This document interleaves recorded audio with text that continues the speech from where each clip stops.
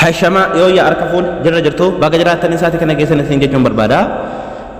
Viidiyoo gabaabduu isinii qabadhee dhufeen jira. Viidiyoo gaaffii keessatti hundaa'e jechuudha. Keessumaa dhibee kintaaroti akkamitti karaa salphaan ofirraa balleessuu dandeenya kan jedhu waa'ee dhibee kintaaroti kana yeroo hedduu irraa dubbanneeti jirra. Viidiyoo biraallee dandeetti jirra.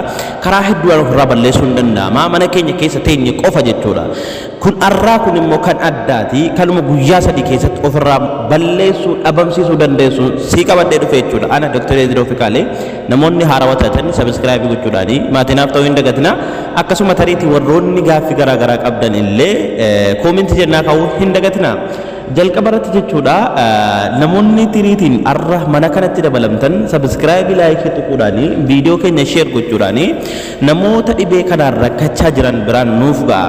Akkuma beekamu dhibeen kintaarotii karaa garaa garaatiin nu saaxilamuu danda'a. Takki saaxilamuu karaa garaa garaan saaxilamuu dandeenya jechuudha.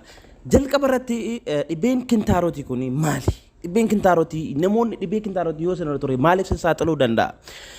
Kintaaroti kan jennu kuni dhiigaa jechuudha kan dhiiga deemsiftu ujummoo dhiiga gara alaatti baastu ujummoo kan onneerraa jechuudha gara alaatti kan baastu jechuudha wantoota qoshaasha garaa garaa kan gadi baastu wanni sun yeroo faalamtee yeroo miidhamtee hiita'uudhaani dhiigni achiin akka ba'u nu taasisa sun ammoo deemee yoo kan nurra turu ta'ee rakkoo dhiibbaa dhiigaatiif nu saaxiluu danda'a jechuudha. Rakkoon dhiibbaa dhiigaa immoo akkuma beekamu dhukkuba biraadha immoo jechuudha.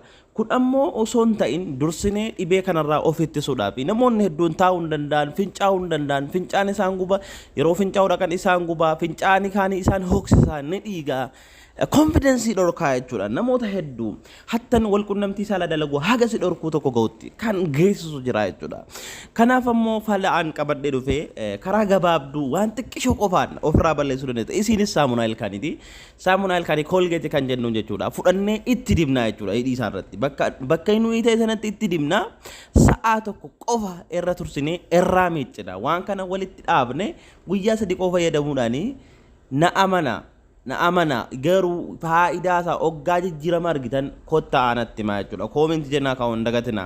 Na amana wanni kun atattamaan irraa kuta wanni sun ammoo isin guba yeroo sanatti. Isin ammoo isin gubuusaa sanaaf jettanii obsa dhabdanii nuffitanii ofirraa daftanii miicina sa'a tokko isin irra turuu qaba yoo xiqqaate jechuudha. Guyyaa sadii walitti aansaa haga torbee tokko illee fayyadama jijjiirama isaa ni agartu. Thank you galatooma ulfaadhaa isiniin jedha. Viidiyoo narra qabadhe viidiyoo gabaabduu kana viidiyoo kana gara TikTok illee hojjedheetiin jira. Namoonni hedduun waan asirraan na gaggaafachaa jirtanii fi asirra isin kaa'uun dirqame. Thank you galatooma.